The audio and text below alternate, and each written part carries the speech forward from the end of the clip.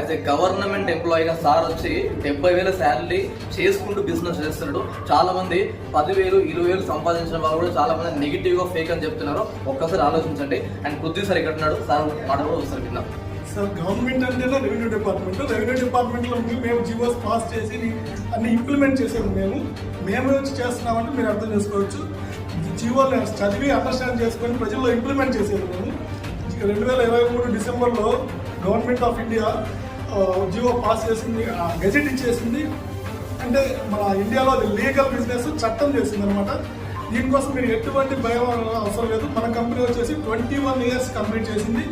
ఇది ఫారిన్ కంట్రీస్లో ఇది ఆల్రెడీ లీగల్ అయిపోయింది, ఆల్రెడీ ఇంప్లిమెంట్ అవుతున్నారు. డెవలప్ అయిపోయిన కంట్రీస్ అన్ని కూడా ఈ డైరెక్ట్ సెల్లింగ్ ఇండస్ట్రీ వల్లనే డెవలప్ అయినాయి అని చెప్పి మన ప్రధానమంత్రి మోడీ గారు మన దేశంలో కూడా దీన్ని డైరెక్ట్ సెల్లింగ్ బిజినెస్ని లీగల్ చేయడం జరిగింది.